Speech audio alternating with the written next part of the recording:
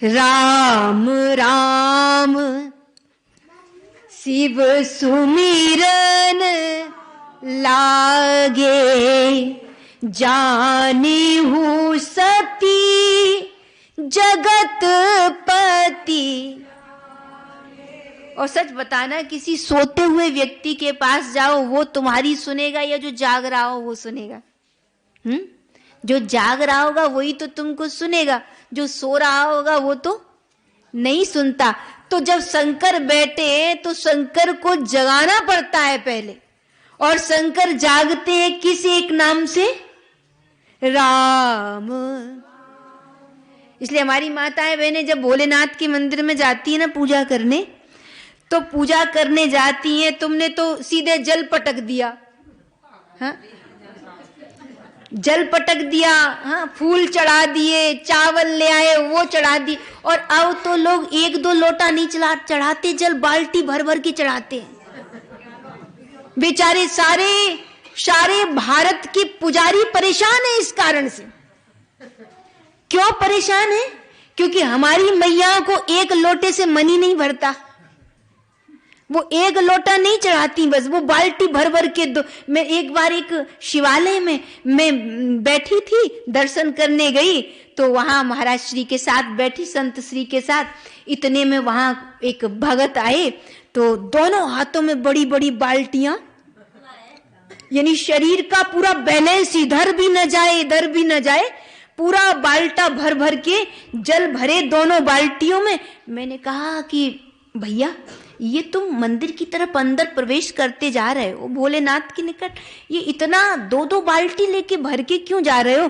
क्या मंदिर अभी सफाई नहीं हुआ है क्या? बोले नहीं, हम भोले, सफाई तो हो चुका है, पूजा पाठ सब हो गया है, पुजारी जी ने सब कर दिया, लेकिन हम तो ये 2 बाल्टी जल चढ़ाने जा रहे हैं।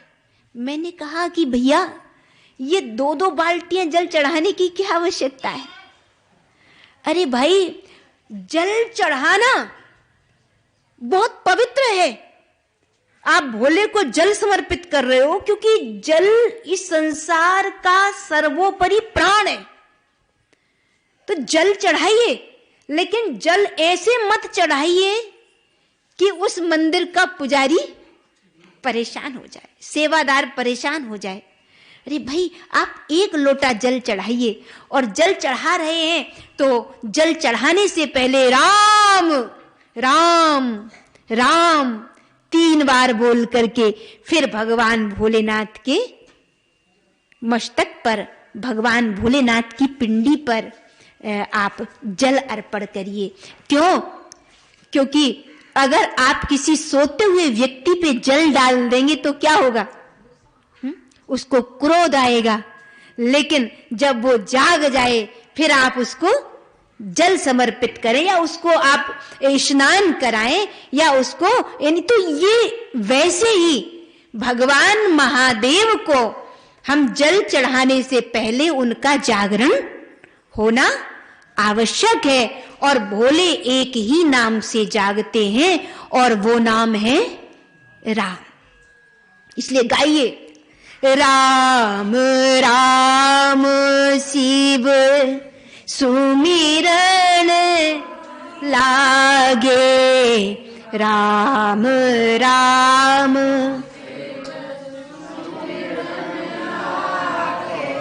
जानेऊ सती जगत पति, जागे जानेऊ सती जगत पति।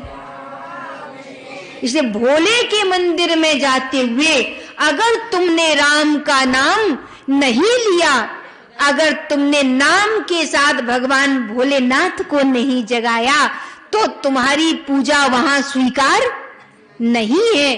भोलेनाथ की पूजा तभी स्वीकार है जब भोले को जलार्पण करते हुए तुम राम राम राम राम राम इस एक मंत्र का उच्चारण कर रहे हो, इस नाम को लेते जा रहे हो। ये शंकर को अति प्रिय है ये नाम।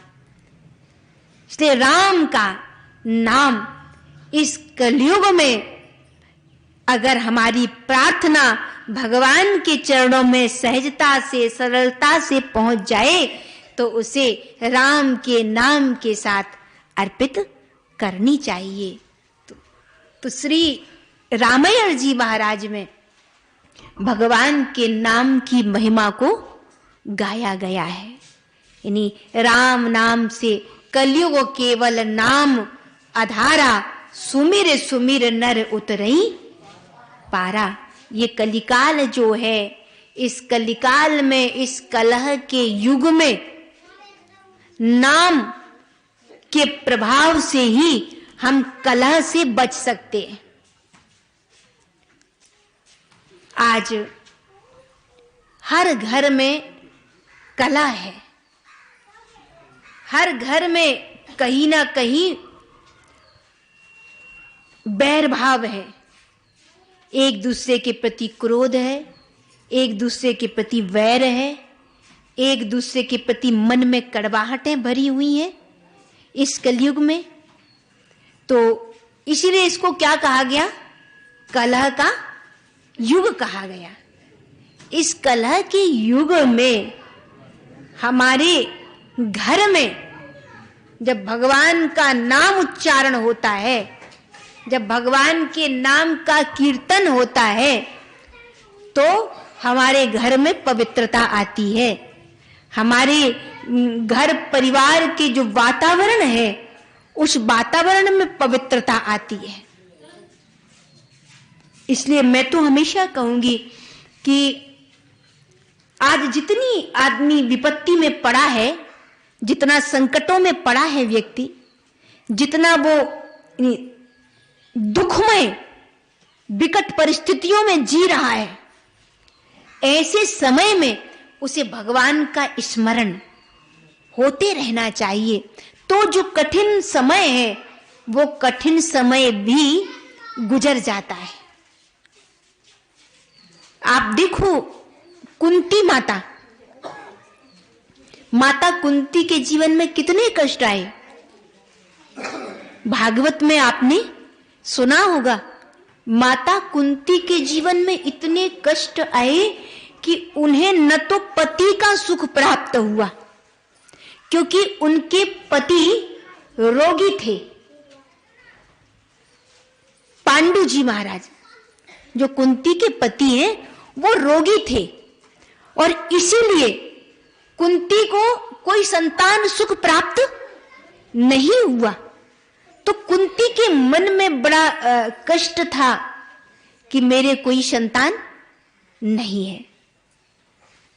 लेकिन पांडु राजा को जो श्राप मिला था कि ये रोगी हो जाएंगे, असाध्य हो जाएंगे, ये अपनी पत्नी को दाम्पत्य जीवन में सुख न दे पाएंगे, तब कुंती ने, जब पांडु की मृत्यु हुई, लेकिन कुंती को जो 5 पुत्र प्राप्त हुए, वो 5 पुत्र कहां से प्राप्त हुए? वो 5 पुत्र कुंती को उस आराधना से प्राप्त हुए, उस मंत्र की प्रताप से प्राप्त हुए जो उसे दुर्वासा ऋषि के द्वारा प्राप्त हुए थे। वो मंत्रों को कुंती ने उनमें अटूट निष्ठा रखी, बहुत श्रद्धा रखी। आप अपने जीवन में आपको गुरु मिलते हैं, कोई गुरु बनाते हो या आप किसी के प्रति आपके मन में श्रद्धा पैदा होती है, कोई साधु, कोई संत, तो आप उसको अपना गुरु बनाते हो। तो गुरु बनाते हो तो वो आपको क्या देता है? मंत्र देता है। तो जब मंत्र देता है तो लोग क्या करते हैं कि मंत्र, गुरु कहता है कि इसकी इतनी माला करना है, मंत्र की माला करिए, 1 माला, 2 माला, 16 माला, तो गुरु बताता है।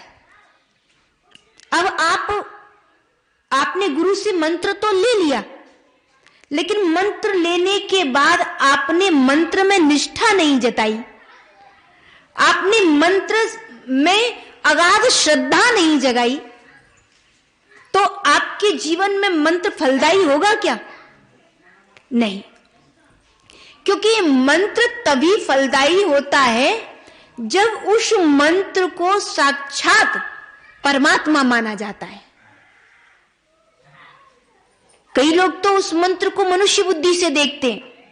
मनुष्य बुद्धि का मतलब है, मतलब मंत्र को साधारण शब्दों का मेल जोल मानते हैं। वो सोचते हैं गुरु ने मंत्र दे दिया, बस हमारे कान में मंत्र पड़ गया और हमारा कल्याण हो गया।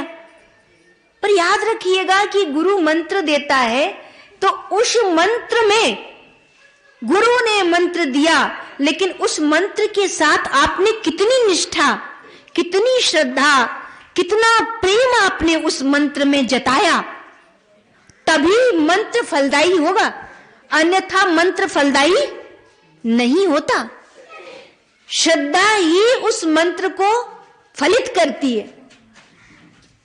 अच्छा, मंदिर में मूर्ति जो होती है भगवान की, वो मूर्ति देखने में कैसी है? जड़ है कि चेतन है? कैसी है? मूर्ति मंदिर में जो है वो जड़ की तरह है, यानी वो पत्थर की है। और पत्थर क्या होता है? जड़ होता है। तो मूर्ति पत्थर की है, लेकिन उस पत्थर की मूर्ति को आप क्या करते हो? आप पंखा जल रहे हो, भोग लगा रहे हो, आरती, प्रसाद, वस्त्र, आभूषणों से अलंकृत कर रहे हो। अब आप बताइए कि उस पत्थर की मूर्ति को आप अच्छी अच्छी वस्त्र पोशाकों से, अच्छे अच्छे वस्त्र आभूषणों से, अच्छे अच्छे 56 भोग पकवानों से और बहुत आरतियों से आप उस मूर्ति की पूजा करते हो। तो मूर्ति तो जड़ है, लेकिन उस मूर्ति को प्राणवंत कैसे किया जाता है? मूर्ति को कैसे प्राणवंत किया जाता है? मूर्ति को जो भक्त होते हैं भगवान के, जो भगवान के प्यारे होते हैं, वो उस मूर्ति को चेतन करते हैं, वो उस मूर्ति में प्राण प्रतिष्ठित करते हैं। ये प्राण प्रतिष्ठा क्या है? ये प्राण प्रतिष्ठा है हमारी श्रद्धा जो है, हमारा विश्वास जो है, हमारा प्रेम जो है, हम उस मूर्ति को अर्पण करते हैं और वो पत्थर की मूर्ति भी कैसी हो जाती है? प्राणवंत हो जाती है। तो पत्थर की मूर्ति भी प्राणवंत होती है कब? जब आप उसमें उसको प्रेम करते हो, उस पे श्रद्धा रखते हो, तब वो प्राणवंत होती है। वैसे ही मंत्र भी होता है।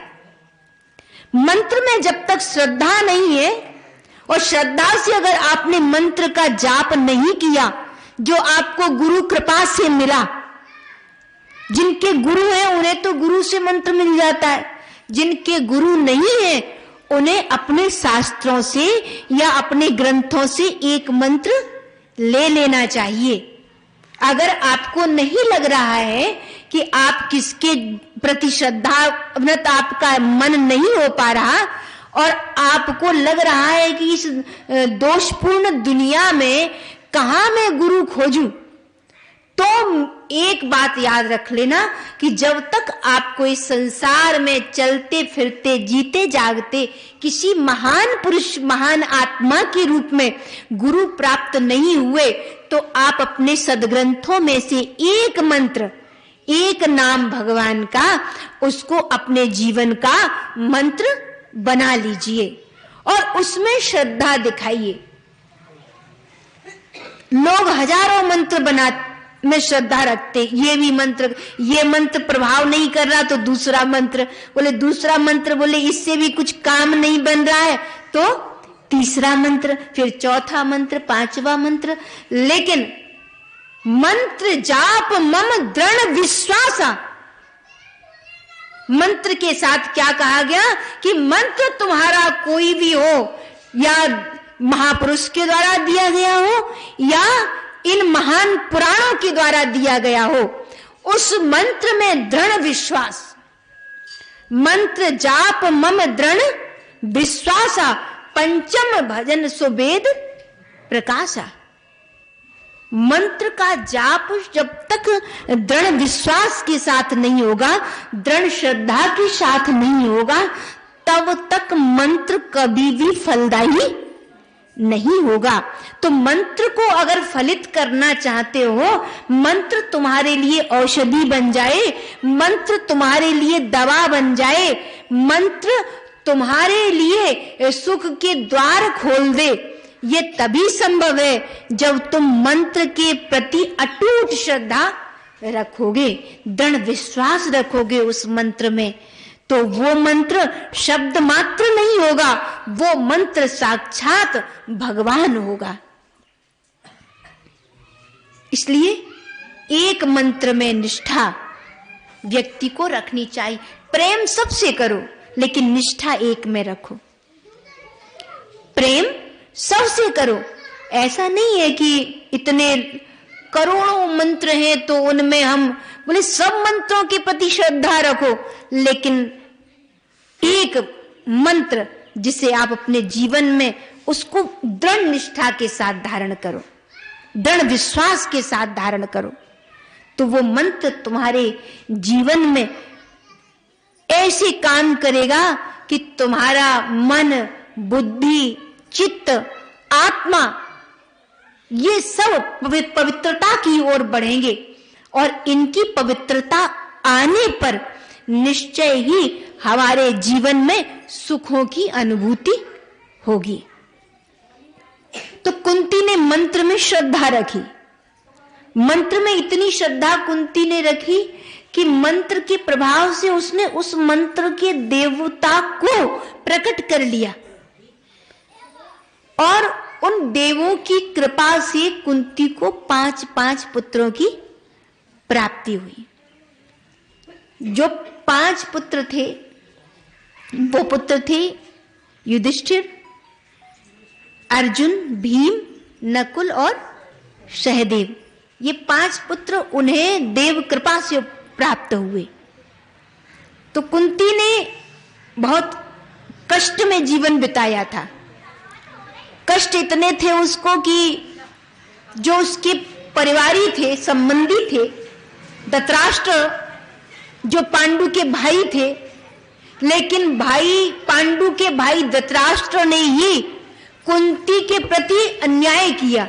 और अन्याय क्या किया कि कुंती और कुंती के पुत्रों के समक्ष उन्होंने ऐसी परिस्थितियां पैदा की कि वो उन परिस्थितियों के कारण कुंती को एक एक पल उसने कष्टों में बिताया।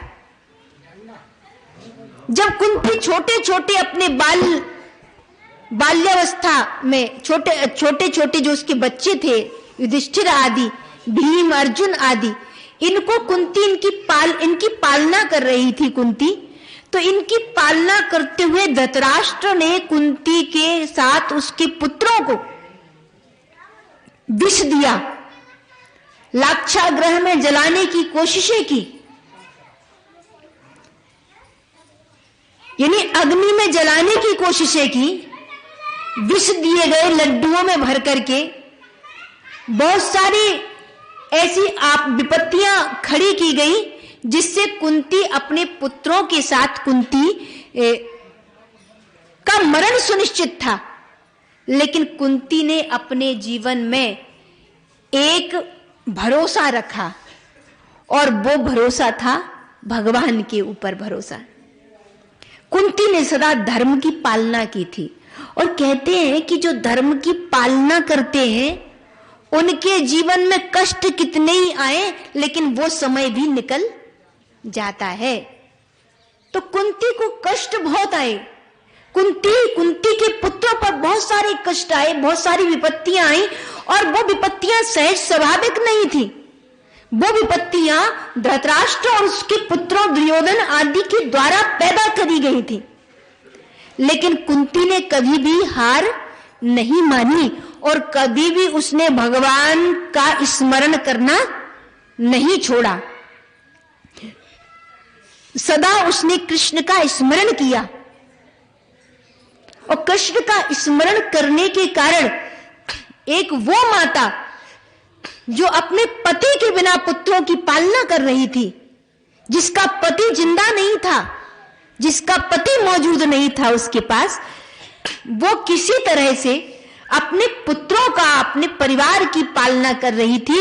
लेकिन धृतराष्ट्र और धृतराष्ट्र के दुर्योधन आदि पुत्र उसकी धर्म पालना में व्यवधान डालते हैं और उसको कष्ट देने की कोशिशें करते हैं।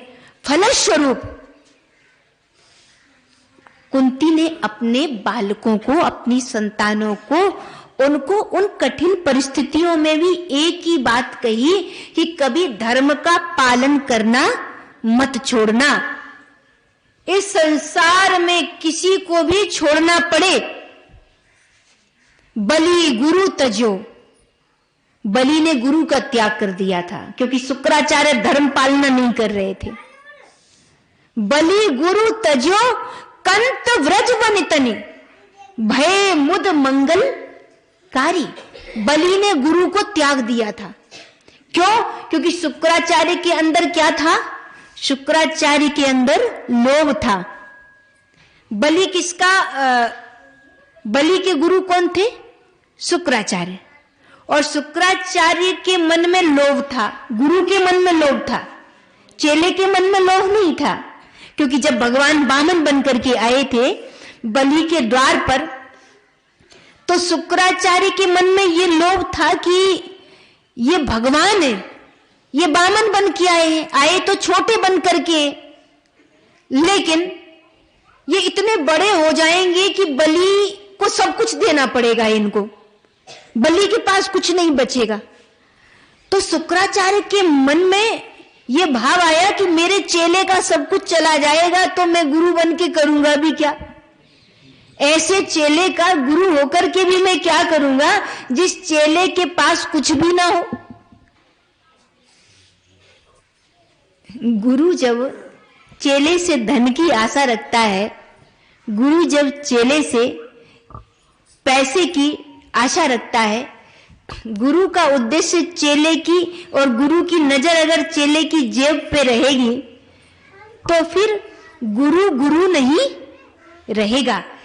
गुरु तो वो है जो अपने चेले को, अपने शिष्य को कौन सी संपदा देता है और कौन सी संपदा कमाने के लिए प्रेरित करता है, वो है राम नाम की संपदा।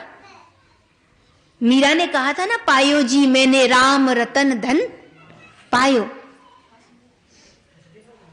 गुरु के प्रसाद से मैंने एक ही संपत्ति पाई है, मीरा कहती है, और वो संपत्ति है कौन सी? राम नाम का धन। वो संपत्ति है जो मैंने गुरु की कृपा से पाई है। लेकिन शुक्राचार्य ऐसे गुरु थे जिनकी नजर चेले की जेब पर पहुंच गई, और चेले की जेब पे नजर हो गई तो जब भगवान वामन द्वार पे आए तो शुक्राचार्य जी ने बलि से कहा इनको कुछ मत देना। बलि ने कहा अगर मैं इनको कुछ नहीं दूंगा तो ये तो द्वार पर आए हुए की अवमानना होगी। आपके द्वार पर कोई आए, कभी भी उसको खाली हाथ मत जाने दो। कोई भी आपके द्वार दरवाजे पर आता है, आपका सम्मानीय है, आदरणीय है, कोई साधु है, कोई संत है, तो उसको कभी भी खाली हाथ मत भेजो। ये हमारे शास्त्रों का मर्यादा है, ये हमारे शास्त्रों का आदेश है कि कभी भी किसी को खाली अपने द्वार से मत जाने दो। जिस घर की स्त्री, जिस घर की मैया, क्योंकि घर किससे होता है? घर किससे होता है? पुरुष से मकान हो सकता है, लेकिन स्त्री से घर होता है। मकान पुरुष बनाता है, लेकिन मकान को घर के रूप में परिणत जो करती है वो स्त्री होती है। वो सेवा करती है, वो प्रेम करती है, वो पूजा पाठ करती है, वो आराधना वो में समय देती है। वो भजन करती है, भोजन भी बनाती है, घर की साफ स्वच्छता सफाई का भी ख्याल रखती है। तो मकान तो कोई भी खड़ा कर सकता है, लेकिन उस मकान को घर का रूप देने वाली, घर बनाने वाली घर की स्त्री होती है। और इसीलिए घर की स्त्री को, माताओं का यह पहला दायित्व है। माताओं को कभी भी अपने द्वार पर आपके घर, उस घर की बिटिया आए, कभी उसको खाली मत भेजो, उसका मान पान रखो। वो आपकी ननद भी हो सकती है, वो आपकी बेटी भी हो सकती है। उस घर की जो बिटिया है, उस घर की बिटिया को मान पान देना, ये उस घर की माता का धर्म होता है। ये कर्तव्य ही नहीं है, ये धर्म है। अगर ये धर्म का पालन है ये, कि तुम्हारे घर पर उस घर की बिटिया जब अपने ससुराल से आती है, तो अगर तुमने उसको सम्मान नहीं दिया और उसको अगर तुमने उसका मान नहीं रखा, उसको थोड़ा सेवा प्रेम नहीं दिया अगर, तो तुम्हें अपने जीवन में धर्म पालना तुम्हारे जीवन में नहीं हो रही है, ये मानना चाहिए। इसलिए घर में एक माता को उस घर में आई हुई बेटी का सम्मान, मान पान सदा रखना चाहिए। अपनी सामर्थ्य के अनुसार उसको मान दो, कभी उसका अपमान मत करो, कभी उसकी अवमानना मत करो। आपके द्वार पर कोई साधु आ जाए, कभी उसको भूखा मत जाने दो। आपके द्वार पर कोई बालक आ जाए, कभी भी उसका तिरस्कार मत करो। तो ये हमारे संस्कारों में आता है कि घर में, जिस घर में आती हुई बेटी का सम्मान होता है, वो घर की देहरी देवों की देहरी है। वो घर की देहरी साधारण मकान की देहरी नहीं है, बल्कि वो घर मंदिर है जहां बेटियों का सम्मान किया जाता है। वो घर की देहरी मंदिर है जहां कोई साधु आकर के खड़ा हो जाता है। सज्जन के घर साधु जन और सूमों के घर चोर। ये माया तो जाएगी, ये माया तो जाएगी, शब्द सुनो ये मोर। सज्जन के घर साधु जन और सूमों के घर चोर। ये माया तो जाएगी। ये माया कभी किसी की हुई है क्या? आज आप उसके मालिक हो, कल कोई दूसरा उसका मालिक होगा। आप आज जिस मकान के मालिक हो, कल उस मकान का मालिक कोई और होगा। इस मकानों के मालिक बदलते रहेंगे। कौन बदलते रहेंगे? मकानों के मालिक बदलते रहेंगे। इस माया की मालकियत इधर उधर, कभी आप पे है, कभी दूसरे पे है, जाती रहेगी। तो इसलिए इसको याद रखिए, ये माया तो जाएगी। अगर आपने सत्कर्म नहीं किया, अच्छे काम नहीं किए, तो ये माया कहां जाएगी? डॉक्टर के इंजेक्शन में जाएगी। हाँ, किस में जाएगी? घर में बुराई पैदा हो जाएगी, मतलब जुए में जाएगी। किस में जाएगी? जुए में जाएगी। ये माया कहां जाएगी? बोले ये माया अगर सत्कर्म में नहीं गई तो ये माया कहां? बोले ये बीमारी पैदा करेगी, ये बुराइयां पैदा करेगी, ये घर में परिवार में व्यसन पैदा कर देगी। इसलिए अगर आप घर के बड़े हैं, घर के मुखिया हैं, तो याद रखना, माया को दानव मत बनने देना। माया तब दानव बन जाती है, मैं दानव की तरह, जब वो माया किसी की सेवा में किंचित मात्र भी अर्पण नहीं की जाती, तब वो माया क्या बन जाती है? दानव की तरह बन जाती है। व्यक्ति क्या बन जाता है? वह जिसने कभी सत्कर्म नहीं किया, जिसने कभी दान पुण्य नहीं किया, जिसने कभी धर्म नहीं किया, अच्छे काम में जिसने 2-5 पैसे नहीं लगाए, घर में कोई बिटिया आई उसका सम्मान नहीं किया, द्वार पे साधु की सम्मान पूजा नहीं की, तो माया क्या होगी? माया भी बन करके आपके जीवन में विसंगतियां पैदा करेगी।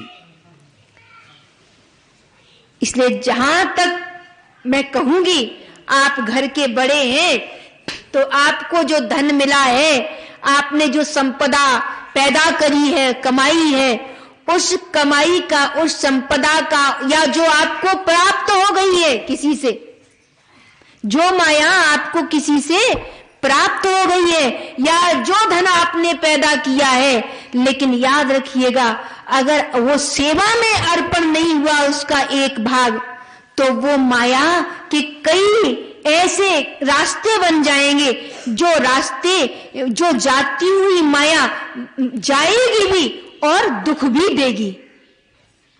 इसलिए इस धन को, लक्ष्मी को चंचला मानो। ये कैसी है? चंचला है। इसका आना जाना तो लगा ही रहता है। आज आपके हाथ में, कल दूसरे के हाथ में, परसों तीसरे के हाथ में। इसलिए सज्जन के घर साधुजन, सूमों के घर चोर, ये माया तो जाएगी, शब्द सुनो ये मोर। इसलिए घर में या तो चोर ले जाएगा और या फिर कोई साधु की सेवा हो जाए, तो तुम्हारा जो धन है वो कैसा हो जाएगा? धर्म बन जाएगा। तो धन को धर्म भी बनाते चलना है। लोग कहते महाराज, कह तो सब देते हैं कि ये माया है, ये धन माया है, ये पैसा माया है, लेकिन ये पैसा, बोले महाराज अभी हम ही तृप्त नहीं हो पाए, अभी हमारा ही पेट नहीं भरा है, तो हम किसको दे दें, किसकी सेवा कर दे?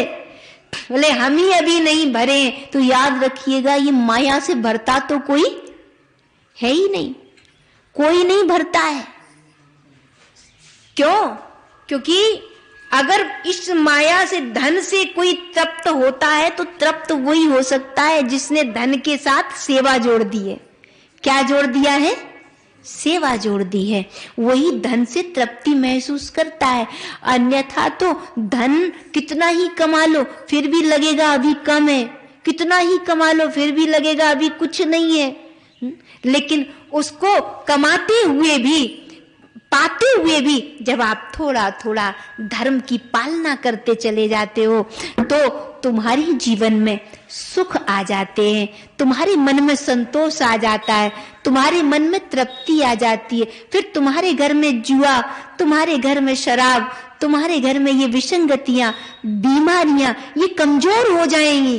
कब कमजोर हो जाएंगी? जब तुम सेवा करना सीखोगे धन से, जब तुम धन का अच्छे कामों में नियोजन करना सीखोगे, तो परमात्मा भी तुम्हारे लिए ऐसे द्वार खोल देगा कि तुम कभी भूखे नहीं रहोगे और तुम्हारे द्वार से भी कोई भूखा नहीं जाएगा। इतना तुम्हें प्राप्त होता रहेगा।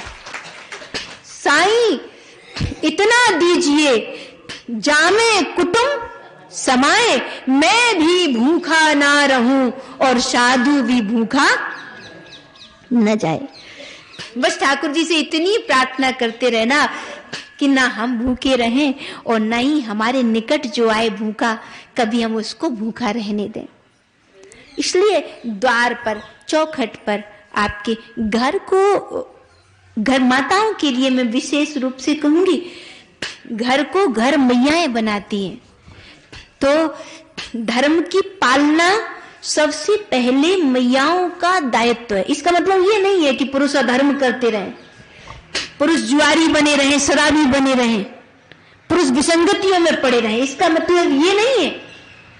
कहने का तात्पर्य ये है कि धर्म की पालना हमारी मैयाएं अगर करती हैं और वो किसी भी परिस्थिति में धर्म की पालना करती रहती हैं, तो आपके गृहस्थ जीवन में सुख बने रहते हैं।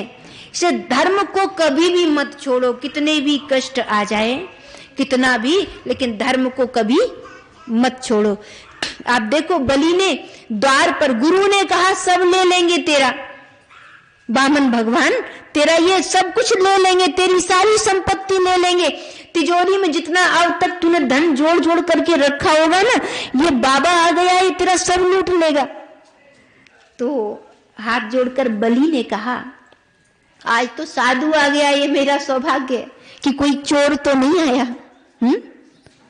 चोर भी तो आ सकता था, लेकिन चोर नहीं आया, द्वार पर साधु आ गया। और जब जब तुम्हारे द्वार पे साधु आए तो ये मंत्र सोच लेना, विचार लेना कि भगवान ने साधु को भेजा है तुम्हारे द्वार पे, किसी चोर को नहीं भेजा है। क्यों? इसलिए उसकी सेवा जहां तक बन पड़े, साधुजनों की सेवा अपने शरीर से जो बन पड़े, आप 2 रोटियां बनाकर खिला दो, थोड़ा अन्नदान कर दो, या आप उसकी जैसे कैसे उसकी सेवा कर दो, उसको जलपान करा दो। तुम्हारे द्वार से कोई भूखा नहीं जाना चाहिए। लक्ष्मी उसी को कहते हैं, अन्नपूर्णा उसी को कहते हैं। जो पत्नियां क्या करती हैं, घर में पत्नी होती, पति कमाता है, पत्नी उस कमाई में से थोड़ा थोड़ा लेती है, लेकिन वो थोड़ा लेके भी अगर धर्म ज्यादा कौन करती है? मैया ही तो करती है। कौन ज्यादा करती है? पति कमा रहा है 100 और उसमें से पत्नी को मिल रहा है अगर 10-20 भी, तो उसमें से भी वो 1-2 रुपया तो धर्म में लगा ही देती है। 1-2 रुपया तो वो मतलब सेवा में लगा ही देती है। क्यों? क्योंकि उनको पता है कि घर उनसे ही घर है, वरना तो ये मकान है, ये भूतों के शमशान की तरह है। अगर इनमें सेवा नहीं होगी, अगर इनमें भजन नहीं होगा, अगर इनमें धर्म पालना नहीं होगी, तो मकान क्या है? मुर्दों के घर है। और मकान कब मंदिर है? मकान तब मंदिर है जहां मन से किसी की सेवा कर दी जाती हो, वो मंदिर है। तो माताएं लक्ष्मी है, अन्नपूर्णा है, मैयाएं। मैयाओं को आप देखो, भगवान भोलेनाथ माता अन्नपूर्णा के सामने क्या करते? जो आशुतोष तुम अवडर दानी, दानियों में भी दानी को शंकर सम नहीं, शंकर के समान कोई दानी नहीं है। विनय पत्रिका में स्पष्ट लिखा, दानी को शंकर सम नहीं। अगर तुम मांगने जा रहे हो, अगर तुम कुछ मांगने जा रहे हो, तो वैसे तो भगवान से कुछ मांगना नहीं चाहिए, बस भगवान को जाके वंदन प्रणाम करना चाहिए। प्रभु के सामने जाके बस भाव से अपना भगवान के सामने उसको जो कुछ अर्पण कर सको वो अर्पण कर देना चाहिए, लेकिन भगवान से कुछ मांगना नहीं चाहिए। और मांगना क्यों नहीं चाहिए? क्योंकि वो बिना मांगे ही सब कुछ जानते हैं। इसलिए भगवान से मांगने की तो कोई आवश्यकता है ही नहीं है। लोग जाते सारा समय भगवान से मांगने में ही लगा देते हैं। मंदिर में जाते न तो हमने ठाकुर जी की मूर्ति का अच्छे से दर्शन किया, न उनके चरण कमलों का दर्शन किया, न ही हमने उनको भोग प्रसाद भाव से लगाया, बस मन में लेके गए, हे ठाकुर जी हमारा ये काम करवा दो, हे भगवान हमारा ये काम करवा दो, बस। तो हम जाते हैं, लेकिन याद रखिए भगवान से मत मांगो कुछ भी, वो बिना मांगे सब कुछ जानते हैं। जब तुम भाव से भगवान के चरणों में जाकर के प्रणाम वंदन निवेदित कराते हो और कुछ भी नहीं मांगते, बस दुख भी है मन में लेकिन फिर भी प्रभु से व्यक्त नहीं करते, बस उसके चरणों में जाके बैठते रहते हो, तो वो भगवान तुम्हारे हृदय में भी तो बैठा है, वो सब जानता है, वो तुम्हारे बिना कही, वो तुम्हारे बिना शब्दों के ही तुम्हें जान लेता है, तुम्हें सुन लेता है, तुम्हारे मन के भाव को समझ जाता है। तो कभी मत भगवान के सामने लो, तो भगवान के सामने जाओ तो प्रभु को प्रणाम करो, हे नाथ मैं आपके द्वार पर आता रहूं और आपके चरणों में अपना श्रद्धा भाव निवेदित करता रहूं। ऐसा भाव भगवान के सामने सदा रखना चाहिए। तो आप देखो, दानी को शंकर सम नहीं, हम शंकर के समान कोई दानी नहीं है। तो शंकर के चरणों में जाते हैं लोग तो मांगते हैं, भोलेनाथ आप ही सबसे भोले हो, आप ही बड़े मन के सरल हो, और इसलिए आप ऐसी कृपा कर दो कि हमारा ये काम बन जाए। हम मांगते भगवान से, तो भगवान भोलेनाथ से जाके कितने भले ही वो बहुत दानी है, देने वाले हैं, लेकिन तुम जाके मत मांगो। भोलेनाथ क्योंकि उनके जीवन में भरपूर भर देते हैं। जिनके जीवन में क्या होता है, जिनके जीवन में सरल मन होता है, जिनके जीवन में एक कोमल हृदय होता है, जिनके, तो उनको भगवान भोलेनाथ बिना मांगे ही सब कुछ देते हैं।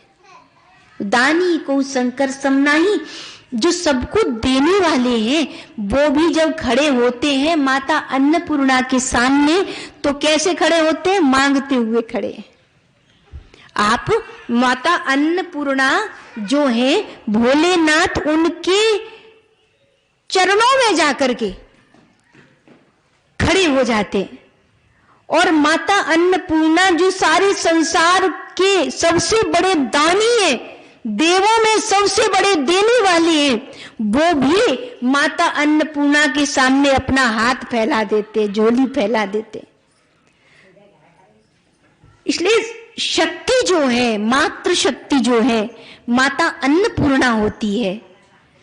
माता ही तो अन्नपूर्णा होती है, अन्नपूर्णा मां ही तो है। तो इसलिए माता अन्नपूर्णा होती है, माता लक्ष्मी होती है, माता ही घर को मंदिर बनाती है। अर्थात घर में अगर अन्न की कमी है, धन की कमी है, लक्ष्मी की कमी है, या घर में सन्मति की अर्थात बुद्धि सद्बुद्धि की कमी है, तो माताओं बहनों को अपने हृदय में ये विचार करना चाहिए कि हमारे धर्म की पालना में कहाँ त्रुटि हो रही है। क्यों? क्योंकि अन्नपूर्णा आप ही हो, लक्ष्मी आप ही हो, सरस्वती आप ही हो। तो अगर संतान गलत मार्ग पर जा रही है तो माताओं को विचार करना चाहिए। माताओं को बाल्यावस्था से ही अपनी संतानों को अपनी गर्भ से क्यों, गोद से क्यों, अपने गर्भ से ही माताओं को अपनी संतानों को अच्छी संस्कार देने चाहिए। गर्भ से कैसे संस्कार दें? अर्थात माताओं को अपने, क्या माताएं रामायण पढ़ती हैं? कितनी माताएं रामायण पढ़ती हैं? 2-3 माताओं ने हाथ उठाए। ये कितनी अच्छी बात है। तो वही तो मैंने कहा कि जब 2-3 माताएं, जब 150 माताओं में से 2-3 माताएं रामायण पढ़ रही हैं, तो इसका मतलब ये कि धर्म की पालना तो हो रही है, लेकिन जिस तादाद में होनी चाहिए वैसे नहीं हो पा रही है। माताएं क्या करती हैं?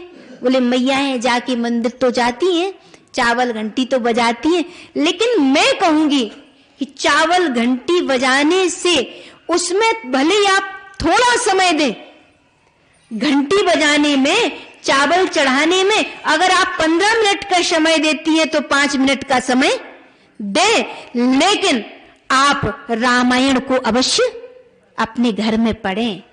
कितना आपको कम समय मिल पा रहा है, क्योंकि काम बहुत होता है मैयाओं के पास, सारा दायित्व तो घर का उन्हीं के ऊपर होता है, लेकिन फिर भी मैं माताओं से कहूंगी कि माताओं को रामायण का पाठ प्रतिदिन अपने घर में करना चाहिए। अच्छा, कौन कौन माताएं करेंगी?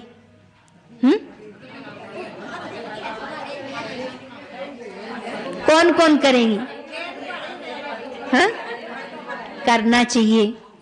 और मैं ग्रामपुर की माताओं से ऐसा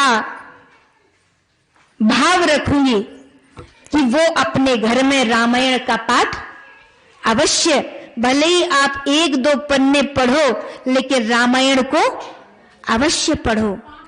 और रामायण को अब आप पढ़ेंगे। हाँ, कुछ मैयाएं कह रही हैं वो शरीर की समस्या है, किसी की आंख से नहीं दिख रहा है, हाँ? किसी को आंख से नहीं दिख रहा है तो कोई मैया कह रही कि घर में इतना काम है कि रामायण कैसे पढ़ें। लेकिन मैं वही कहूंगी कि भाई आप जहां तक बन पड़े, और अगर आपने हाथ खड़े कर दिए तो कोई बात ही नहीं है। लेकिन हाँ, मैं ये कहूंगी कि जो मैयाएं पढ़ना जानती हैं, और जिन मैयाओं को पढ़ना जानती हैं और जो मैयाएं पूजा करती हैं, तो उन मैयाओं को अपने घर में रामायण रख के प्रतिदिन 1 पेज अवश्य ही उसका पढ़ें, उसका 2 दोहे तो अवश्य पढ़ें। उससे क्या होगा कि हमारी मैयाओं की जो संतान होगी घर में, वो संतान कैसी होगी? वो संतान राम की तरह होगी, भरत लक्ष्मण की तरह होगी, वो संतान लव कुश की तरह होगी। और माताएं अगर सोचे कि वो बस संसार के काम धंधों में पड़ी रहें और राम और कृष्ण को पैदा कर दें, तो ये संभव नहीं है। राम कृष्ण उन्हीं घर में पैदा होते हैं जिस घर की मैया सदाचारिणी, धर्माचरण करने वाली होती है। और वो धर्माचरण करने वाली मैया अपने धर्म के प्रताप से अपने घर में अपनी संतान को दिव्य भाव से भर देती है, धर्म की पालना से भर देती है। मैं बारंबार कहूंगी, आप किसी की पत्नी बनी है, जब आपको पति के रूप में जो प्राप्त हुआ पुरुष, वो पराये घर से था, उसको आपने बाल्यावस्था से संस्कार नहीं दिए। हो सकता है कि उसके जीवन में बिगाड़ हो, लेकिन आप धर्म के पालना पर दृढ़ रहना, और आप धर्म की पालना पर दृढ़ रहेंगे तो आज मैं इस व्यासपीठ से विश्वास के साथ कह सकती हूं कि आपकी कोख से जन्म लेने वाली संतान भी धर्म पालना करेगी, अगर तुमने तन से, मन से, धन से धर्म की पालना की तो। और इसीलिए मैं बारंबार कहूंगी कि अपने घर में मातृशक्ति को धर्म की पालना करनी चाहिए। आप जो छोटे छोटे रूप में धर्म को निभाती हो, ये भी कोई छोटी चीज नहीं है कि मैया द्वार पर आए हुए साधु को कभी 4 रोटियां खिला देती है, प्रेम से दुत्कारती नहीं है। ये मैया ही कर सकती है। कोई पुरुष तो ये कह देता है कि जाओ, इतने हट्टे कट्टे तंगड़े मोटे हो, जाओ कमाओ और खाओ, लेकिन मैया के अंदर धर्म भावना होती है, सो वो ये कहती नहीं है, इसलिए वो उसको भोजन परोस के खिला भी देती है, क्योंकि माता का हृदय कोमल होता है। और माता के अंदर, एक स्त्री के अंदर ये विश्वास होता है कि हम धर्म की पालना करेंगे तो धर्म हमें सारे सुख एक ना एक दिन हमें प्रदान करेगा, क्योंकि जो धर्म की पालना करते हैं उनको सुख मिलते ही मिलते हैं। यद्यपि जैसे कुंती को मैंने कहा बहुत कष्ट आए कुंती के जीवन में, इसलिए जब भीष्म पितामह सरसैया पर पड़े थे, बाणों की सैया पर पड़े थे, तो 5 पांडवों को लेकर के कृष्ण पहुंचे। और जब 5 पांडवों को लेकर कृष्ण पहुंचे और कृष्ण ने कहा कि ये 5 पांडव पितामह आपके सामने खड़े हैं, पितामह भीष्म ने देखा, पितामह भीष्म ने कहा कि जो कुंती का पुत्र युधिष्ठिर है, उससे अधिक पवित्र मन वाला व्यक्ति और कौन हो सकता है। युधिष्ठिर इतने शुद्धात्मा थे, इतने पवित्र मन वाले और शुद्ध मन वाले व्यक्ति थे युधिष्ठिर, कि युधिष्ठिर का मन की पवित्रता को देखते हुए, उनकी धर्म पालना को देखते हुए भीष्म पितामह ने कहा कि जहां पवित्र मन वाला युधिष्ठिर जैसा व्यक्ति हो, जहां भीम और अर्जुन जैसा महान वीर हो, जहां नकुल और सहदेव की तरह आदर सम्मान देने वाले भाई हो, और जहां द्रौपदी की तरह साक्षात लक्ष्मी घर की स्त्री हो, वहां इतने कष्ट आ रहे हैं कृष्ण इन पांडवों पर, जो शुद्धात्मा है, जो बड़े वीर हैं, जो साक्षात लक्ष्मी को साथ लेकर के चल रहे हैं, लेकिन फिर भी इनका जीवन इतने कष्ट में पड़ा है। जो पग पग पर पीड़ा सहन करते हुए भी धर्म का पालन कर रही थी कुंती, ऐसी जिनकी मां हो, और फिर भी इनको इतने कष्ट आए। तो जब भीष्म पितामह ने ये कहा तो भगवान कृष्ण ने कहा, पितामह, लेकिन क्या आप नहीं देख रहे हो कि मैं इन पांडवों के साथ खड़ा हूं? कष्ट भी आते रहे, लेकिन मैं कृष्ण इनके साथ सदा खड़ा रहा। तो कुंती ने कभी नहीं कहा कि कष्ट मत दो, आप हमारे साथ हो तो आप कष्ट क्यों मिल रहे हैं? हम भी कहते, भगवान अगर तुम हमारे साथ हो तो कष्ट क्यों मिल रहे हैं हमें? इतनी विपत्तियां क्यों हमारे जीवन पर आ रही हैं? इतना संकट का समय क्यों हमारे जीवन पर आ रहा है? हम भी कहते हैं ऐसा, लेकिन कुंती ने ये नहीं कहा। क्यों? क्योंकि कुंती ने सोचा कि कष्ट आएंगे, लेकिन इन कष्ट में भी जब मैं भगवान का स्मरण करती रहूंगी, अपना धर्म पालन करती रहूंगी, कभी धर्म नहीं छोड़ूंगी, कर्तव्य नहीं छोड़ूंगी, सदाचरण नहीं छोड़ूंगी, तो कुंती ने कहा, मैं कुछ भी ये नहीं छोड़ूंगी। अब कितने ही संकट आ जाएं, और संकट आए पर कुंती ने नहीं छोड़ा धर्म। और परिणाम में क्या मिला कि एक समय वो आया जब भगवान कृष्ण ने कहा माता कुंती से कि पांचों पांडव, उनका राज्याभिषेक हुआ, उनको राज सिंहासन मिला, उनको पद मिला, प्रतिष्ठा मिली, सम्मान मिला, सब कुछ प्राप्त हुआ उनको। तो संकट भी आते रहे तो कुंती इसलिए खड़ी रही कि मैं भगवान के नाम के साथ हूं, मैं धर्म के साथ हूं। इसलिए कुंती कहती है, आओ विपत्तियों आओ, और कृष्ण से भी कहती है, हे नाथ, विपत्तियों को जितना हो सके मेरे जीवन पे डालना। क्यों? क्योंकि विपत्ति आती रहेंगी, मैं आपका नाम लेती रहूंगी, विपत्तियां कष्ट आते रहेंगे, कृष्ण मैं तुमको पुकारती रहूंगी। ये यात्रा जो मेरी होगी, ये यात्रा तो मेरी धर्म की यात्रा है, तभी तो मैं धर्म में मजबूत होंगी, धर्म में प्रगाढ़ होंगी, धर्म को जीना सीखूंगी। तो कष्ट नहीं आएंगे तो क्या तुम्हारी प्रगति हो जाएगी धर्म में? याद रखना, अगर कष्ट का समय नहीं आएगा, विपत्ति का समय नहीं आता, तो आध्यात्मिक पथ पर तुम्हारी प्रगति नहीं हो सकती है। आध्यात्मिक पथ पर, धर्म के पथ पर व्यक्ति की प्रगति तभी होती है जब संकट सहते हुए भी वो भगवान को पुकारता है। हे कृष्ण द्वारिकावासिन देव देव जगत पते।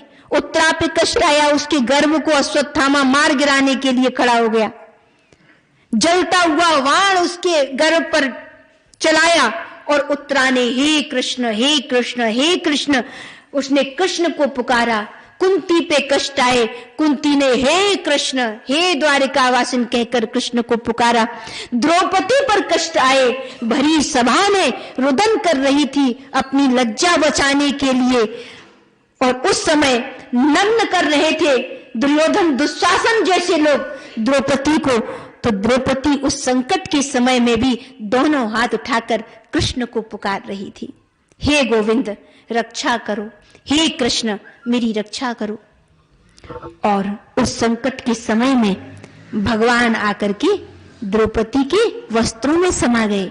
उस संकट के समय में भगवान आकर के उत्तरा के गर्भ में समा गए। उस संकट के समय में भगवान आकर के द्रौपदी के हृदय में समा गए। अगर उत्तरा के गर्भ में भगवान क्यों समाये? द्रौपदी के वस्त्रों में भगवान क्यों समाये? कुंती के धर्म पालना में भगवान क्यों समाये? क्यों? क्योंकि भगवान ने कहा ये मेरा सच्चा प्रेमी है, ये सच्चा भक्त है। भक्त किसको कहते हैं? भक्त उसको कहते हैं जो संकट आए फिर भी भगवान को याद कर रहा है। वरना तो लोग संकट आए तो कुछ लोग तो भगवान को भी गालियां देने लगते हैं। बोले अगर भगवान को हम तो इतना पूजते हैं, इतना मानते हैं, इतनी पूजा करते हैं, इतना घंटों घंटों पूजा पाठ में बिता देते हैं, लेकिन फिर भी कष्ट आ रहे हैं तो लोग एक तरफ पूजा पाठ रख देते। पर नहीं, संकट, ये संसार तो सुख दुख का मेला है। यहां तो संपत्ति भी मिलेगी, संकट भी मिलेंगे। तो यहां जिसने कष्ट में कहो या कृपा में कहो, कैसे भी, जिसने संपदा में कहो या विपदा में कहो, कैसे भी बस भगवान का नाम कभी नहीं छोड़ा, उनको भगवान उनके साथ सदा खड़ा रहा है। इसलिए पांडवों के साथ भगवान खड़े रहे, सदा खड़े रहे भगवान पांडवों के साथ। और पांडवों ने इसीलिए उस कठिन समय को में भी गुजारा कर लिया। तो इसलिए मैं बारंबार कहूंगी कि धर्म की सदा पालना करो, सदा धर्म का पालन करो, कभी भी धर्म को मत छोड़ो। जो कभी भी धर्म को नहीं छोड़ते हैं, धर्म उनके साथ, भगवान उनके साथ सदा खड़ा है। तो आप देखो, द्रौपदी के साथ कृष्ण खड़े थे, धर्म की पालना की थी सत्यवती ने। सत्यवती ने क्या किया था?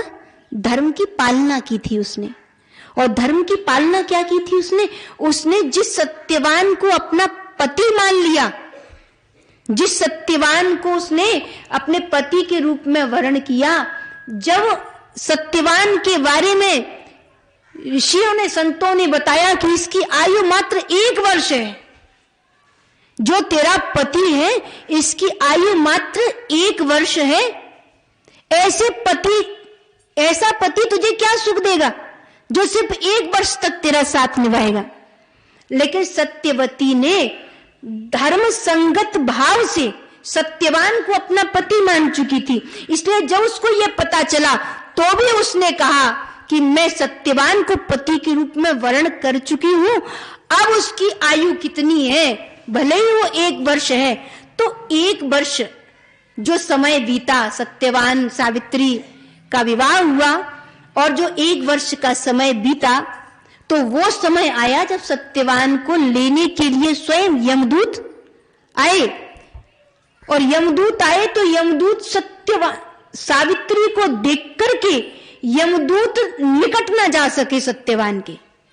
उस स्त्री ने 1 वर्ष में भी धर्म की ऐसी पालना की, उसने अपने पति, परिवार, प्रियजन, परिजनों के सुख के लिए सेवा का जो भाव रखा, उसके परिणाम स्वरूप जब यमदूत आए तो वो छू भी न सके सावित्री के पति को, सत्यवान को। जब छू भी नहीं पाए तो स्वयं यम देवता आए और यम देवता ने कहा, मैं तुम्हारे पति को लेने आया हूं। सावित्री पीछे पीछे चल दी। उस दिन वो अपने पति के साथ जब वो लकड़ियां काटने गया, उसको पता था आज इनका अंतिम दिन है जीवन का, तो वो अपने पति के साथ चली साथ साथ। और वहां जंगल में जाकर जब पति ने लकड़ियां काटता हुआ अचानक उसका सर चकराया और वो जमीन पर गिर पड़ा, सावित्री ने उसी समय अपनी गोद में सत्यवान को ले लिया। यम स्वयं आए, यम देवता, और यम देवता जब आए तो सावित्री ने कहा, आप किसको लेने आए हो? बोले, मैं तुम्हारे पति सत्यवान को लेने आया हूं, आज इसके जीवन का अंतिम क्षण है। सावित्री ने सुना, सावित्री ने कहा, आप मेरे प्राण धन को अगर ले जाना चाहते हैं तो मैं आपके साथ साथ चलूंगी, मैं अपने पति के साथ चलूंगी। यम ने कहा, यह नियम नहीं है, तुम अपने पति के साथ नहीं जा सकती हो, यह समय तुम्हारे पति के जाने का है। लेकिन सावित्री अपने पति के साथ साथ चल दी।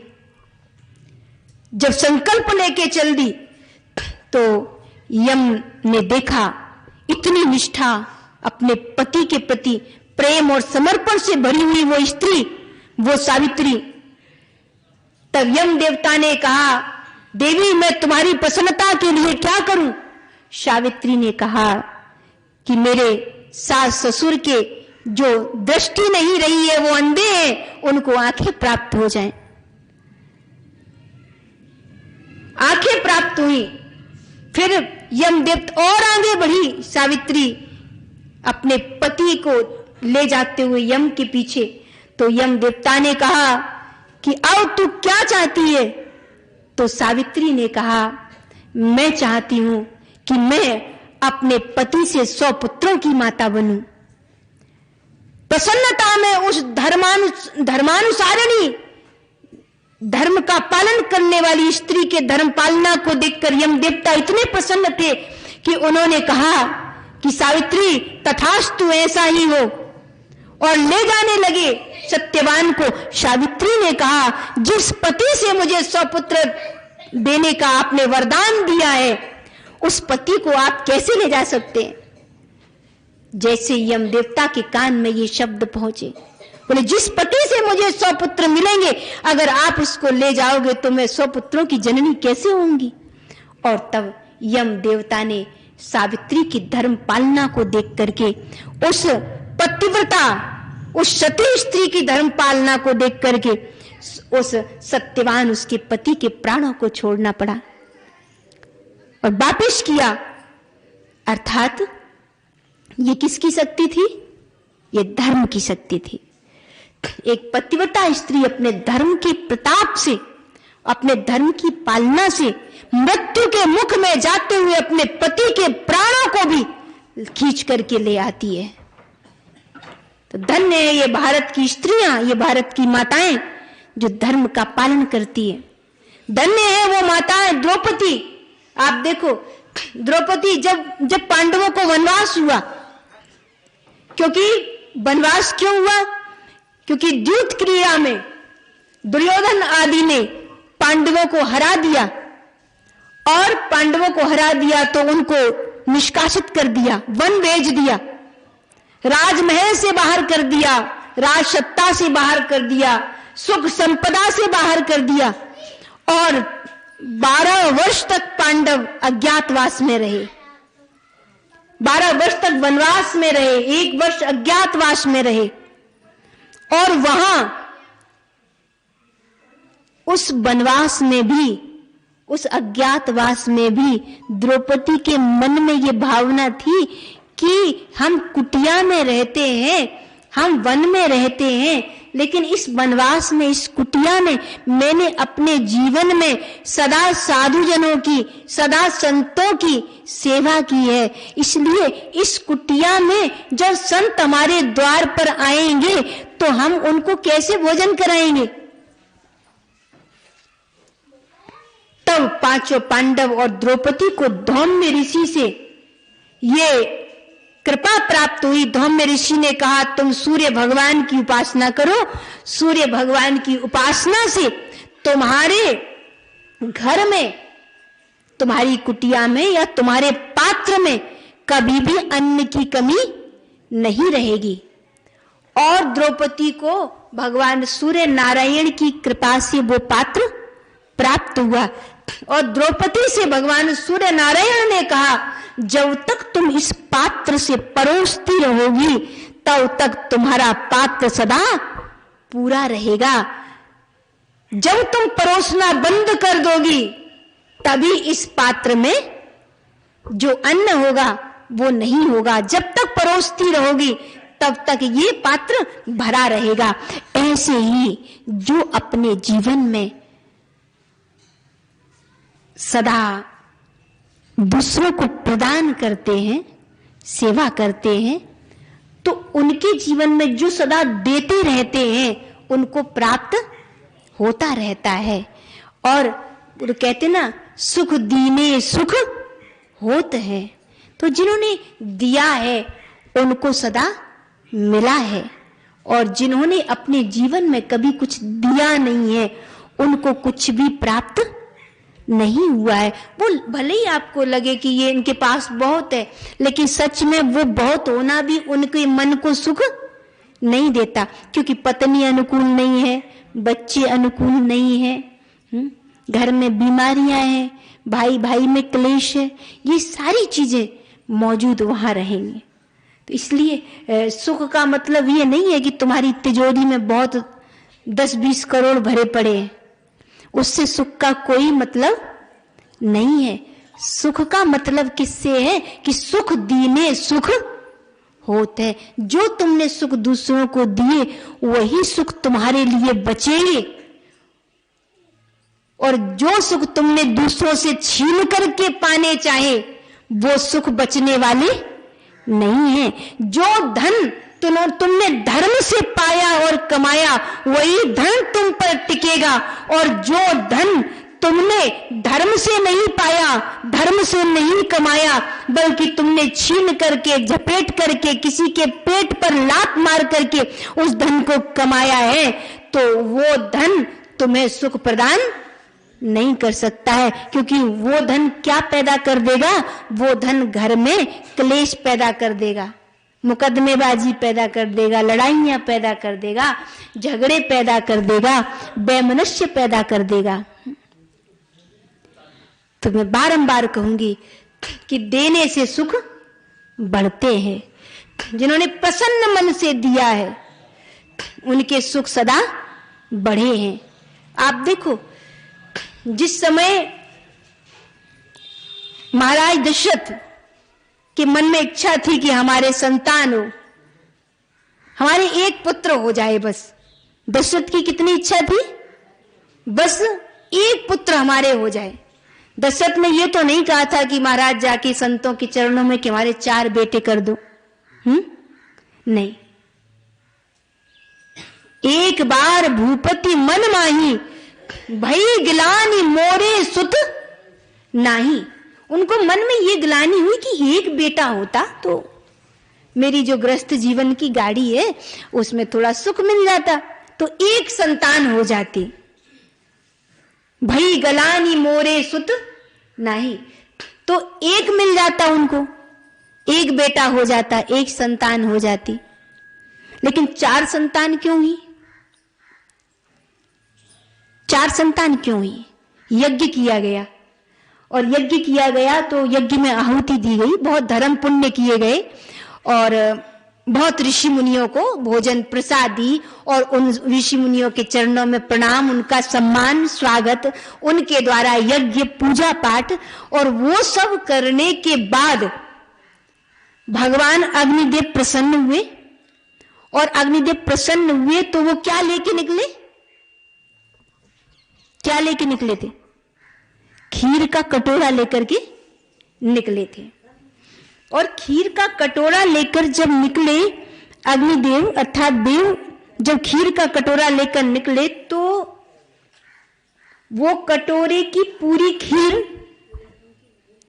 कौशल्या को दी जा सकती थी क्योंकि वो सबसे बड़ी थी, तो कौशल्या को मिली भी।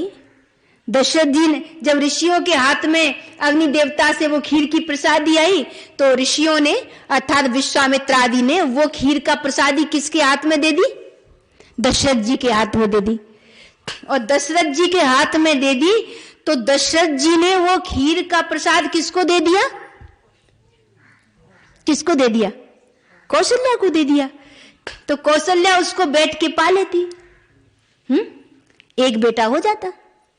लेकिन नहीं, कौशल यानी अग्नि देवता से खीर का कटोरा, खीर जो प्रसाद थी वो दशरथ जी के हाथ में आया, वो ऋषियों के हाथ में आया, ऋषियों ने उसको दशरथ जी के हाथ में दिया, और दशरथ जी ने उस प्रसाद को किसको दे दिया? कौशल्या को दे दिया। अब आप देखिए भारत की नारी, भारत की माता, उसने वो प्रसाद लेकर के अकेले बैठ करके नहीं खाया। इसको कहते हैं धर्म का पालन करने वाली उस घर की शक्ति थी, उस घर की वो स्त्री थी, वो माता थी कौशल्या, जिसने अकेले बैठ के खाना नहीं सीखा था। उसको लगा मेरी 2 बहनें भी हैं। कौन है? क्या आज की कोई जेठानी ऐसा सोच सकती है? उसकी जो देवरानी है, अगर जेठानी यानी बड़ा भाई बड़े भाई की पत्नी को सारे सुख मिल रहे हैं और छोटे भाई की पत्नी दुखी है, तो क्या कोई बड़े भाई और बड़े भाई की पत्नी ऐसा सोच सकती है कि मैं अपने सुखों को इनमें बांट लूं? क्या सोचती है? आज भी हैं। अगर ऐसा ना होता तो आज परिवार नहीं होते, आज प्यार नहीं होता। ऐसे भी हैं और उन्हीं के कारण से धर्म की पालना संसार में चल रही है और उन्हीं के कारण से परिवार प्यार से भरे टिके हुए हैं, वरना परिवार चकनाचूर हो जाते। लेकिन ऐसे हैं आज भी। तो कौशल्या ने सुख को अकेले बैठ करके पाना स्वीकार नहीं किया। कौशल्या ने सुख को सबके साथ बैठ करके, उन सुखों को सबके साथ बैठ करके बांटा है। और उनको लगा अगर मैं अकेली प्रसन्न हो लूं और बाकी दुखी रहे, क्या ये उचित होगा? बोले नहीं, अगर मुझे प्रभु ने सुख दिए हैं तो उन सुखों को मैं दूसरों को भी बांट पाऊं। इसीलिए कौशल्या ने वो खीर का प्रसाद एक भाग उन्होंने ग्रहण कर लिया और जो एक भाग बचा था उस भाग के 2 भाग हुए। उस 2 भाग में से एक भाग किसको दिया? कैकेयी को दिया। और जो एक बचा था भाग, उसके 2 भाग करके कौशल्या कैकेयी हाथ धरी, दीन सुमित्रई मन प्रसन्न करी। जब घर की माता प्रसन्नता के साथ देती है, स्पष्ट लिखा रामायण में, कौशल्या कैकेयी हाथ धरी, दीन सुमित्रई मन प्रसन्न करी। उन्होंने सुमित्रा को दिया एक एक भाग और सुमित्रा के पास कितने हो गए? 2 हो गए। तो कौशल्या को ये नहीं लगा कि हमें तो सुख का एक टुकड़ा ही बच पाया और इसको तो 2-2 टुकड़े सुखों के मिल गए, यानी इसका सुख तो दुगुना हो गया, मेरा सुख कम रह गया। कई लोग तो यही सोचेंगे। कई लोग तो सोचते हैं कि कहीं मैं दूं और सामने वाले के सुख ज्यादा बढ़ जाए और मेरा कम हो जाए तो मैं तो किसी को सुख दूं ही नहीं। पर याद रखिए, सुख दीने सुख होत है। जब आप सुख देते हो तो तुम्हें सुख मिलता है। जो दिया है सुख, वही सुख तुम्हें बढ़ के मिलता है। जो बीज, यानी खेती हुई, गेहूं हुआ और तुमने पूरा गेहूं खा लिया, तो उसमें कुछ बचा के बीज रखते हो कि नहीं रखते हो? वो जब खेत में बोएंगे तो कुछ बीज बचा लो। सरसों है आई, लेकिन उस सरसों में तुमने थोड़ा भाग बचा के रख दिया कि जब बुवाई का समय आएगा तो ये सरसों उपयोग कर लूंगा। तो पहले उसको बढ़ाने के लिए तो तुम उसको बचा के थोड़ा रख देते हो। वैसे ही सुखों में भी यही बात है। यानी तुम जब सुखों को भोग रहे हो तो सुख का एक भाग किसके लिए रख दो? जिससे सुख बढ़े। और सुख कब बढ़ते हैं? जब तुम उस सुख के एक भाग को बचा के रख लेते हो। किसके लिए? दूसरों में बांटने के लिए, सबको बांटने के लिए।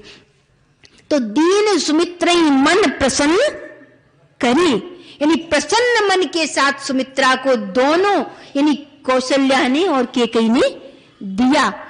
तो प्रसन्न मन के साथ दिया। मैं माताओं से यही कहूंगी कि जब भी आप किसी को कुछ भी सेवा दे रहे हो तो प्रसन्न मन के साथ दो। सेवा छोटी बड़ी नहीं कही जाती है, वही सेवा बड़ी है जो प्रेम से करी जाती है।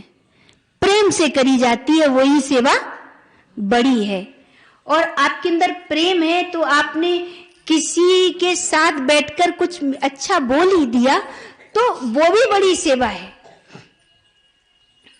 इसलिए सेवा प्रसन्न मन के साथ देनी चाहिए सदा। तो प्रसन्नता को बांटो। ये प्रसन्नता को बांटना, घर में जिस घर में माताएं प्रसन्न रहती हैं उस घर में सारी देवी माताओं की कृपा होती है। जहां माता प्रसन्न रहती है, किसी भी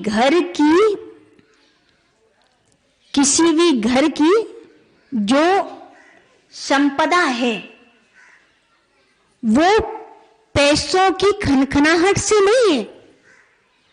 किसी भी घर की प्रसन्नता पैसों की खनखनाहट से पैदा नहीं की जा सकती। किसी भी घर की प्रसन्नता को तब पैदा किया जा सकता है जब उस घर की स्त्री खिलखिला रही हो।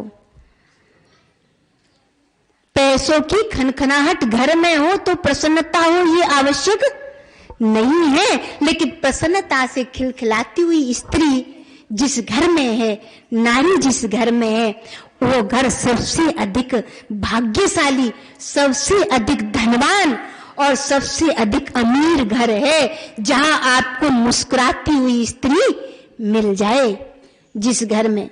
और इतना बड़ा किए हुए स्त्री मिल जाए जिस घर में तो है? महाराज पैसों की खनक तो बहुत है, लेकिन घर की मैया वो मुस्कुराती नहीं, वो खिलखिलाती नहीं है। और माताएं अगर खिलखिलाती नहीं है तो पैसों की खनखनाहट में सुख कभी भी नहीं हो सकता। इस घर की मैया को सदा अपना चेहरे पर खिलखिलाहट, सदा प्रसन्नता रखनी चाहिए। और हर पुरुष का यह दायित्व होता है कि उस जिस घर को स्त्री ने घर बनाया है, उस स्त्री की प्रसन्नता, उसकी खिलखिलाहट, उसकी मुस्कुराहट सदा बनी रहे, तो वो घर की स्त्री को प्रेम दे, सम्मान दे।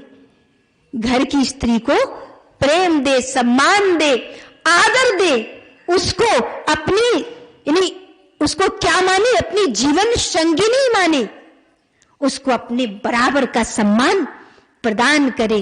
तो उस घर में स्त्री खिलखिलाती है, मुस्कुराती है। और जहां स्त्रियां मुस्कुराएं घर में, जहां माताएं मुस्कुराएं घर में, उस घर में कभी दुर्बुद्धि पैदा नहीं हो सकती। क्यों? क्योंकि सरस्वती की कृपा होती है।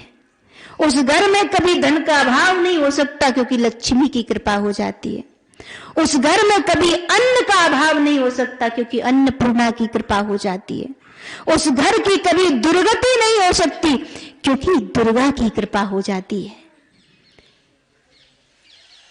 उस घर में सदा सौभाग्य अक्षुण हो जाता है, क्योंकि वहां किसकी?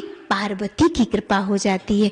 तो वहां निश्चय ही हमें घर में भारत के पुरुषों को अपने घर में स्त्रियों को सम्मान, स्त्रियों को प्रेम, उनकी मुस्कुराहट की परवाह, उनकी खिलखिलाहटों की परवाह करनी चाहिए।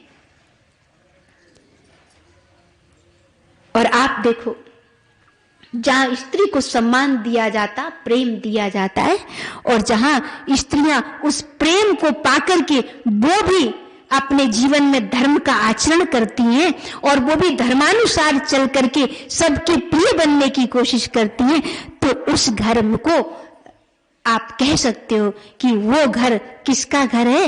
वो घर राम राज्य का घर है। किसका घर है? वो राम राज्य का घर है। राम राज्य के घर में, यानी जहां राम रहे, उस घर में, जिस भारत भूमि पर कौन रहे? राम रहे, कृष्ण रहे। वहां हर एक परिवार में भारत के पुरुष को वैसा ही सम्मान देना चाहिए जैसे राम ने माता सीता को प्रदान किया था। राम ने माता सीता को प्रदान किया था, और सीता माता ने जैसे अपने मन को सदा हर परिस्थिति में प्रसन्न रखा था। राम ने सीता को कितना सम्मान दिया, प्रभु श्री राम ने। बेटियों का सम्मान, बेटियां सदा सम्मान की पात्र हैं, क्योंकि उनसे ही सब कुछ पल्लवित फलित है, इसलिए वो सदा सम्मान की पात्र हैं। वो मां के रूप में हो, बहन के रूप में हो, बेटी के रूप में हो, पत्नी के रूप में हो, सदा वो सम्मानित है। और उसको सम्मान अगर मिलता है, प्रेम मिलता है, तो उसका भी ये दायित्व बनता है कि वो उस सम्मान और प्रेम का उपयोग किस में करे? सिर्फ अपने सुख के लिए ना करे, वो सबके सुख को भी देखे। आप देखो, माता सीता कितना सम्मान महाराज दशरथ ने, जब कौशल्या, सुमित्रा, केकई को महाराज दशरथ सदा सम्मान और प्रेम देते थे।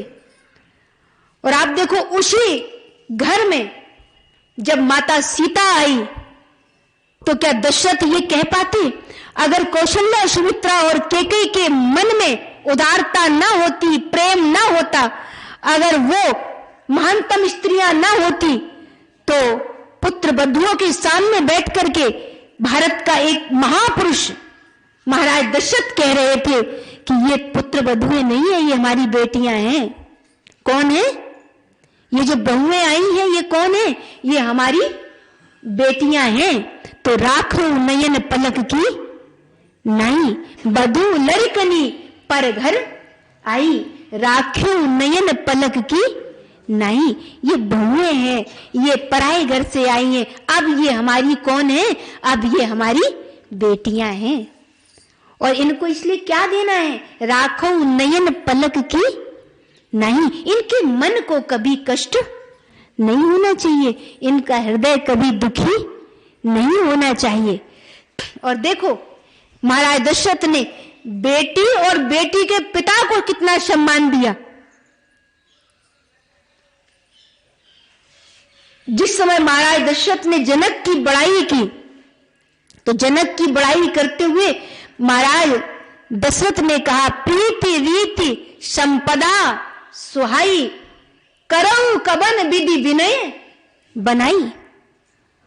जनक की प्रशंसा कर रहे। आज भारत के हर एक पुरुष को जो समधी बनता है, बेटे का बाप होता है, बेटे का पिता होता है, उस बेटे, हर एक बेटे के पिता को जो बिटिया उसके घर में बहू बन करके आई है, बेटे की धर्म संगिनी बन करके आई है, वहां बेटे के पिता को उस बेटी के पिता के समक्ष कभी भी गरुता नहीं दिखानी चाहिए, कभी गुरूर नहीं दिखाना चाहिए, कभी अभिमान नहीं दिखाना चाहिए। क्यों नहीं दिखाना चाहिए? क्योंकि धन्य है वो पिता जो इतने समय तक अपनी बेटी की पालना प्यार के साथ करता है और एक पराई घर में अपनी बिटिया को सेवा और सत्कार के लिए भेज देता है और शिक्षा देता है कि उस घर को अपना घर मानना, वो तेरा घर है बेटी। ऐसी शिक्षा देता है वो माता और पिता जो बेटी के माता पिता होते। इसलिए बेटी के माता पिता का सम्मान सदा करना चाहिए। और दूसरी ओर देखो, जनक जी महाराज हाथ जोड़ के कहते, महाराज मोई दीन बड़ाई। आप जैसे महानतम, दशरथ जी से कहा, आप जैसे महानतम सम्राट, आप जैसे धर्मनिष्ठ, आपने हमारी कन्याओं को अपने पुत्र वधुओं के रूप में स्वीकार किया, तो सम्मान दिया, तो सम्मान मिला। परस्पर बेटी का पिता, बेटे का पिता एक दूसरे को समान मानते हुए सम्मान देते हैं, तो वहां प्रेम कितना बढ़ता है, कितना प्रेम बढ़ता है कि जब वनवास हुआ राम को, तो जनक आ सकते थे दौड़ करके कि मेरे जामाता को उसका क्या अपराध है, मेरी बेटी के पति मेरे राम का क्या अपराध है। लेकिन जनक जी ने नहीं कहा था, एक शब्द जनक जी ने नहीं कहा था कि मेरी पुत्री सीता के पति मेरे राम को ये 14 वर्ष का वनवास दिया जा रहा है, क्या मेरी पुत्री अपने पति के बिना अयोध्या में रहेगी और या पति के साथ बन के कष्टों को सहेगी। लेकिन जनक ने ऐसा कुछ भी नहीं कहा। क्यों? क्योंकि जनक जानते थे। जनक क्या जानते थे? जनक जानते थे कि दशरथ जैसा पिता जो मेरी बेटियों को ससुर के रूप में प्राप्त हुआ है, कौशल्या जैसी सासू माता, सुमित्रा केकई जैसी सासू माता प्राप्त हुई है, तो कभी भी मेरी बेटी के साथ अन्याय नहीं हो सकता है।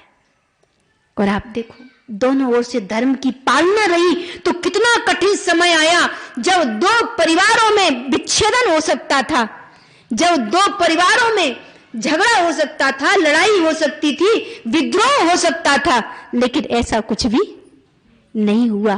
क्यों नहीं हुआ?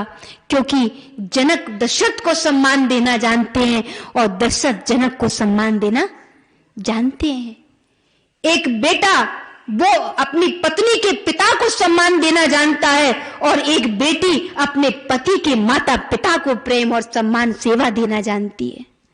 और परस्पर ये दोनों चीजें होती हैं, तब कितना भी कठिन समय आ जाए, वो कठिन समय भी शीघ्र व्यतीत हो जाता है और सुख का समय भी आ ही जाता है। तो बारंबार मैं कहूंगी। और दूसरी ओर देखो, पति पत्नी के रूप में राम ने सीता को कितना सम्मान दिया कि राम ने सदा सीता को वन में राम लेकर के चले। जब सीता ने कहा कि प्रभु मैं आपके बिना भोग स्वीकार नहीं करूंगी, भले ही हो सकता है मैं अयोध्या में रहूं, लेकिन ये भोग मुझे स्वीकार्य नहीं है। क्यों? क्योंकि मेरे पति वन में जाकर के तुम्हें उचित तप मोह कहूं भोगू। मेरे पति वन में जाकर के सेवा देंगे और मैं यहां महलों में रह करके मैं सुख भोगूंगी? नहीं।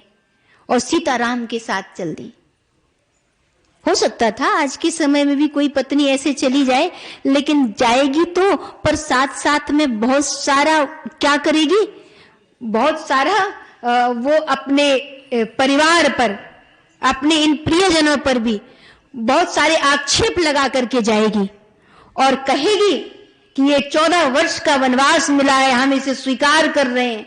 आप देखो ये पिता, ऐसी माता। तो लेकिन ऐसा कुछ भी नहीं, सीता साथ चली थी और कुछ भी नहीं ले गई थी अपने साथ, बस पति के प्यार और सम्मान के साथ सीता प्रसन्न मन से उनके साथ चली थी। और आप देखो कि जिस समय केवट मिला था राम को और राम के पास देने के लिए कुछ भी नहीं था, कुछ भी नहीं था राम के पास केवट को देने के लिए, लेकिन केवट ने जब राम के चरण छुए तो राम ने सोचा मैं इसे क्या दूं, क्योंकि ये मुझे प्रणाम कर रहा है, मैं इसको क्या दे दूं, इसने मुझे पार उतारा है। तो राम ने अपनी जेब टटोली तो कुछ भी नहीं था। क्यों? क्योंकि कुछ लेके तो आए नहीं थे राम। अब राम ने देखा जेब तो खाली है, अब केवट को क्या दे दूं? तो माता सीता ने देखा राम की ओर और माता सीता ने अपने हाथ से मुद्रिका उतार करके राम जी के हाथ में दे दी। और राम के हाथ में जब मुद्रिका उतार कर सीता ने दी तो राम ने उस मुद्री को हाथ में लिया। हाथ में मुद्री लेकर राम ने उस मुद्री की तरफ नहीं देखा, लेकिन सीता के मुख की तरफ देखा। और सीता के मुख की तरफ देखा जब राम ने, तो राम का मन प्रसन्नता से खिल उठा कि आज मेरी सीता धर्मपत्नी, वो जब मेरे पास कुछ भी नहीं है केवट को देने के लिए, तब ये मुद्री उतार कर दे रही है। लेकिन सीता के मुख की ओर इसलिए देखा कि कैसे दे रही है, और जब देखा प्रिय ही कीसिय जान निहारी मनि मुद्री मन मुदित उतारी। ये जो मुदित शब्द है ना, ये हंसते हुए उन्होंने दिया। माता सीता ने कैसे दिया? हंसते हुए दिया, कुड़कुड़ाते हुए नहीं दिया, लड़ते हुए नहीं दिया, अप्रसन्न मन से नहीं दिया, बहुत सारा अपने सास ससुर सबको बुरा भला कहते हुए कि उन सब के कारण बनाना पड़ा, इस ऐसी कुड़कुड़ाहट में नहीं दिया, बल्कि कैसे दिया?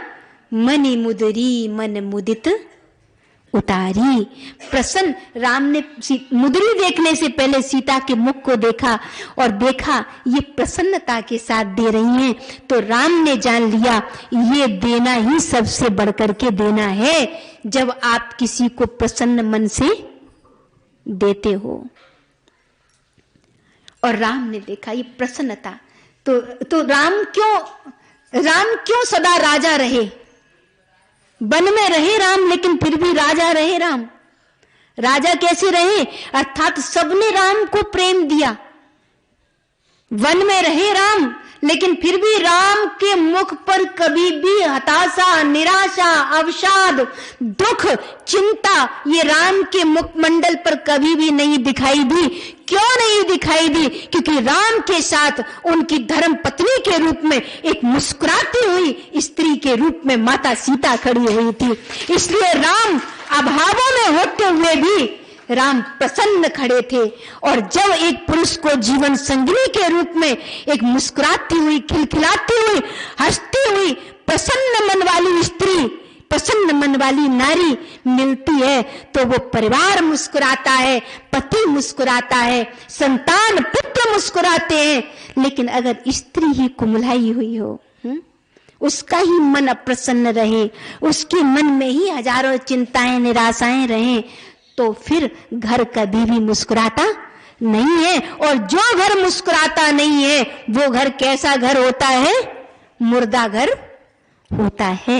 इसलिए घर को अगर प्राणवंत कर सकती हैं तो हमारे भारत की माताएं हर एक घर को अपनी मुस्कुराहटों से प्राणवंत कर सकती हैं। और ये मुस्कुराहटें उन्हें कहां से मिलती है? ये मुस्कुराहट उन्हें धर्म की पालना से प्राप्त होती है। माता सीता ने धर्म की पालना की, उन्होंने सास ससुर की सेवा की, भाइयों को, अपने पति के भाइयों को सम्मान दिया, प्रेम दिया, अपने पुत्रवत माना, अपने पति के अभाव के समय में भी वो उनके साथ डटी रही, खड़ी रही। और उसके परिणाम में ये हुआ कि राम अभाव में होते हुए भी, महलों के बिना होते हुए भी, राजगद्दी के बिना होते हुए भी, पैरों में बहुमूल्य पदत्राणों के बिना भी, शरीर पर बहुमूल्य पोशाक के बिना भी, शरीर पर बहुत महंगे महंगे आभूषणों के बिना भी राम प्रसन्न थे। और राम की प्रसन्नता कहां से थी? सीता की प्रसन्नता से राम की प्रसन्नता थी। तो ऐसे ही जब पत्नी घर में प्रसन्न मन वाली होती है, और ये प्रसन्नता, आप कहोगे महाराज, बोले आपने देवी जी ये तो कह दिया कि घर में हम स्त्रियां मुस्कुराती रहें, लेकिन हम मुस्कुराएं कहां से? हम मुस्कुराएं कहां से? बोले पति गालियां देता है, पति शराब पीता है, पति जुआ खेलता है, पति कबाड़ी है, वो धर्म नहीं जानता, वो सत्संग नहीं करता, वो सदाचरण नहीं जानता। अब हम कहां और कैसे मुस्कुराएं? तो मैं माताओं से कहूंगी कि कितनी भी कठिन परिस्थिति आ जाए, पर तुम अपने परिवार को कोशिश करना, प्यार देना, पति को भी प्यार देना, परिवार को भी प्यार देना।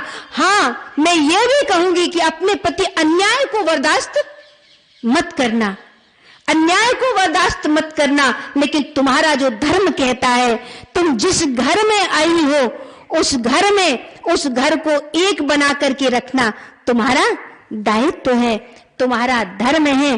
तुम्हारी मुस्कुराहटें बनी रह सकती हैं कब? जब तुम हर कठिन परिस्थिति में भी, पति भले ही गलत रास्ते पर जा रहा हो, पर तुम सदा सही रास्ते पर खड़ी हो।